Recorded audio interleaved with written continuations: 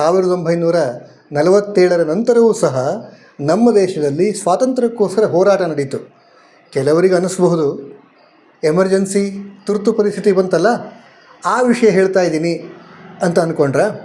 ಇಲ್ಲ, ಆ ವಿಷಯ ಅಲ್ಲ. ಎಲ್ರಿಗೂ ನಮಸ್ಕಾರ. 1947ರಲ್ಲಿ ನಮ್ಮ ದೇಶಕ್ಕೆ ಸ್ವಾತಂತ್ರ್ಯ ಸಿಕ್ತು ಅನ್ನೋ ವಿಷಯ ನಮಗೆಲ್ಲರಿಗೂ ಕೂಡ ಚೆನ್ನಾಗಿ ಗೊತ್ತಿದೆ. ಆದರೆ 47ರ ನಂತರವೂ ಸಹ ಸ್ವಾತಂತ್ರ್ಯಕ್ಕೋಸ್ಕರ ಹೋರಾಟ ನಡೀತಾ ನಮ್ಮ ದೇಶದಲ್ಲಿ? ಹೌದು, 1947ರ ನಂತರವೂ ಸಹ ನಮ್ಮ ದೇಶದಲ್ಲಿ ಸ್ವಾತಂತ್ರ್ಯಕ್ಕೋಸ್ಕರ ಹೋರಾಟ ನಡೀತು. ಕೆಲವರಿಗೆ ಅನ್ನಿಸ್ಬಹುದು ಎಮರ್ಜೆನ್ಸಿ ತುರ್ತು ಪರಿಸ್ಥಿತಿ ಬಂತಲ್ಲ ಆ ವಿಷಯ ಹೇಳ್ತಾ ಇದ್ದೀನಿ ಅಂತ ಅಂದ್ಕೊಂಡ್ರ? ಇಲ್ಲ, ಆ ವಿಷಯ ಅಲ್ಲ. 47ರ ನಂತರವೂ ಕೂಡ ನಮ್ಮ ದೇಶದಲ್ಲಿ ಸ್ವಾತಂತ್ರ್ಯಕ್ಕೋಸ್ಕರ ಹೇಗೆ ಹೋರಾಟ ನಡೀತು ಅನ್ನೋದನ್ನು ಸಂಕ್ಷಿಪ್ತವಾಗಿ ಹೇಳೋ ಪ್ರಯತ್ನ ಮಾಡ್ತೀನಿ. 1947ರಲ್ಲಿ ಬ್ರಿಟಿಷರು ಭಾರತವನ್ನು ಬಿಟ್ಟು ಹೋದರು. ಆದರೆ ಪೋರ್ಚುಗೀಸರು ಇನ್ನೂ ಭಾರತದ ನೆಲದಲ್ಲೇ ಇದ್ದರು. ಗೋವಾದಲ್ಲಿ ಪೋರ್ಚುಗೀಸ್ ಆಡಳಿತ ಇತ್ತು, ಅವರಿನ್ನೂ ಹೊರಟಿರಲಿಲ್ಲ. ಹಾಗೆ ನೋಡಿದರೆ ಅಂದಿನ ನಮ್ಮ ದೇಶದ ಪ್ರಧಾನಮಂತ್ರಿಗಳಾಗಿದ್ದಂತಹ ಪಂಡಿತ್ ಜವಾಹರ್ಲಾಲ್ ನೆಹರು ಅವರಿಗೆ ಅವರನ್ನು ಕಳಿಸುವ ಕಡೆಗೆ, ಪೋರ್ಚುಗೀಸರನ್ನು ಕಳಿಸುವ ಕಡೆಗೆ ಯಾವುದೇ ಬೃಹತ್ತಾದಂಥ ವಿಶೇಷವಾದಂಥ ಯೋಚನೆ ಇದ್ದಂತೆ ಇರಲಿಲ್ಲ. ಅಂದಿನ ಜನಸಂಘ ಲೋಕಸಭೆಯಲ್ಲಿ ಈ ಕುರಿತು ಹಲವಾರು ಪ್ರಯತ್ನಗಳನ್ನು ಮಾಡ್ತು. ಅಷ್ಟಾದರೂ ಕೂಡ ನೆಹರು ಇದ್ಯಾವುದಕ್ಕೂ ಸೊಪ್ಪು ಹಾಕಿಲ್ಲ. ಅದಕ್ಕಾಗಿ 1955ರಲ್ಲಿ ಅಂದಿನ ಭಾರತೀಯ ಜನಸಂಘ ಒಂದು ನಿರ್ಣಯವನ್ನು ಕೈಗೊಂಡಿತು.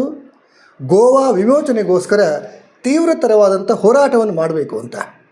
ಆ ಹೋರಾಟದ ನೇತೃತ್ವವನ್ನು ಶ್ರೀಯುತ ಜಗನ್ನಾಥರಾವ್ ಜೋಶಿ ಅವರ ಹೆಗಲಿಗೆ ವಹಿಸಿತು ಭಾರತೀಯ ಜನಸಂಘ. ಜಗನ್ನಾಥರಾವ್ ಜೋಶಿಯವರು 1955ರಲ್ಲಿ ಆಗಸ್ಟ್ 15ರಂದು ಗೋವಾ ಮುಕ್ತಿಗೋಸ್ಕರ ಬೆಳಗಾಂ ಮೂಲಕ ಗೋವಾವನ್ನು ಪ್ರವೇಶ ಮಾಡ್ತಾರೆ. ಗೊತ್ತಿತ್ತು, ಅಂದು ಇದ್ದಂತಹ ಪೋರ್ಚುಗೀಸರು ಇವರನ್ನು ಸೆರೆಮನೆಗೆ ತಳ್ತಾರೆ ಅನ್ನೋದು ಮೊದಲೇ ಗೊತ್ತಿತ್ತು. ಹಾಗೆ ಗೊತ್ತಿದ್ದಂತಲೇ ಆಯಿತು ಕೂಡ. ಇವರನ್ನು ಬಂಧನಕ್ಕೊಳಪಡಿಸ್ತಾರೆ. ಅಲ್ಲಿರುವಂಥ ಪೋರ್ಚುಗೀಸ್ ಮಿಲಿಟರಿ ಆಡಳಿತ ವಿಚಾರಣೆಯನ್ನು ಕೈಗೆತ್ಕೊಳ್ಳುತ್ತೆ. ವಿಚಾರಣೆ ನಾಟಕ ಅಷ್ಟೇ. ಅಂತಿಮವಾಗಿ ಇವರಿಗೆ ಶಿಕ್ಷೆ ಆಗುತ್ತೆ ಅನ್ನೋದು ಕೂಡ ಗೊತ್ತಿತ್ತು.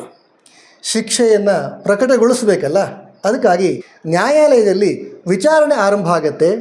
ವಿಚಾರಣೆ ಸಮಯದಲ್ಲಿ ಜಗನ್ನಾಥರಾವ್ ಜೋಶಿ ಅವರ ಪರವಾಗಿ ವಾದಿಸೋದಕ್ಕೆ ಒಬ್ಬರು ಶ್ರೇಷ್ಠವಾದಂಥ ವಕೀಲರನ್ನು ಕಳಿಸ್ಕೊಡ್ಬೇಕು ಅನ್ನೋ ಯೋಜನೆ ಆಗುತ್ತೆ. ಜಗನ್ನಾಥರಾವ್ ಜೋಶಿ ಅವರು ಹೇಳ್ತಾರೆ, ನನ್ನ ಪರವಾಗಿ ವಾದ ಮಾಡೋದಕ್ಕೆ ಇನ್ಯಾರೂ ವಕೀಲರು ಬೇಡ. ಯಾಕೆಂದರೆ ಇದು ಒಂದು ನಾಟಕ ಅಷ್ಟೇ. ನೀವು ಯಾವುದೇ ವಕೀಲರನ್ನು ಕರ್ಕೊಂಬಂದ್ರೂ ಕೂಡ, ಯಾವುದೇ ವಕೀಲರು ವಾದ ಮಾಡಿದರೂ ಸಹ ಅಂತಿಮವಾಗಿ ಶಿಕ್ಷೆ ಆಗೇ ಆಗುತ್ತೆ, ನಾನೇ ವಾದ ಮಾಡ್ತೀನಿ ಅಂತ ಜಗನ್ನಾಥರಾವ್ ಜೋಶಿ ಅವರು ತಮ್ಮ ಪರವಾಗಿ ತಾವೇ ವಾದ ಮಾಡಿದರು. ಆವತ್ತು ಆ ಮಿಲಿಟರಿ ಕೋರ್ಟಲ್ಲಿ ಅಲ್ಲಿದ್ದಂಥ ಮುಖ್ಯಸ್ಥರು ಜಗನ್ನಾಥರಾಯರನ್ನು ಪ್ರಶ್ನೆ ಮಾಡ್ತಾರಂತೆ, ನಮ್ಮ ದೇಶದ ಮೇಲೆ ನೀವ್ಯಾಕೆ ಆಕ್ರಮಣ ಮಾಡಿದ್ರಿ ಅಂತ. ಜಗನ್ನಾಥರಾಯರು ಅಷ್ಟೇ ದಿಟ್ಟತನದಿಂದ ಉತ್ತರ ಕೊಡ್ತಾರೆ, ನಿಮ್ಮ ದೇಶದ ಮೇಲೆ ನಾವು ಆಕ್ರಮಣ ಮಾಡಿದ್ದಲ್ಲ, ಗೋವಾ ನಮ್ಮ ದೇಶ, ನಮ್ಮ ದೇಶದ ಮೇಲೆ ನೀವು ಆಕ್ರಮಣ ಮಾಡಿದಿರಿ. ನೀವ್ಯಾಕೆ ಆಕ್ರಮಣ ಮಾಡಿದಿರಿ? ದೇಶವನ್ನು ಬಿಟ್ಟು ಹೋಗಬೇಕಾಗಿದ್ದು ನೀವು. ಈ ಮುಂತಾಗಿ ವಾದದ ತೀವ್ರತೆ ಮುಂದುವರಿಯುತ್ತೆ. ನಿರೀಕ್ಷೆಯಂತಲೇ ಜಗನ್ನಾಥರಾಯರಿಗೆ ಶಿಕ್ಷೆ ಆಗುತ್ತೆ. 10 ವರ್ಷಗಳ ಶಿಕ್ಷೆ ಆಗುತ್ತೆ.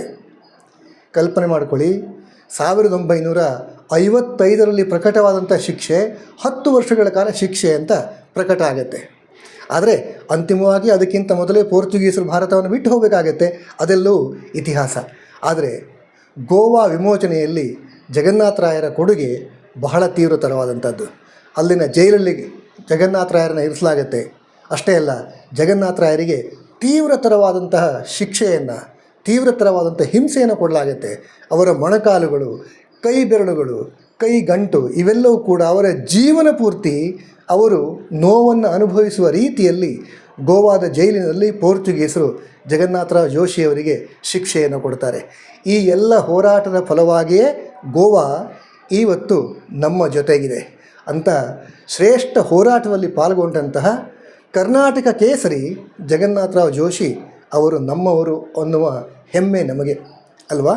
ಸಂಘಕ್ಕೆ 100 ವರ್ಷಗಳಾಗ್ತಾ ಇರುವಂಥ ಈ ಸುಸಮಯದಲ್ಲಿ ಸಂಘದ ಜ್ಯೇಷ್ಠ ಪ್ರಚಾರಕರಾಗಿದ್ದಂಥ ಕರ್ನಾಟಕ ಕೇಸರಿ ಜಗನ್ನಾಥರಾವ್ ಜೋಶಿ ಅವರನ್ನು ಈ ಮೂಲಕ ನೆನಪು ಮಾಡ್ಕೊಳ್ಳೋಣ.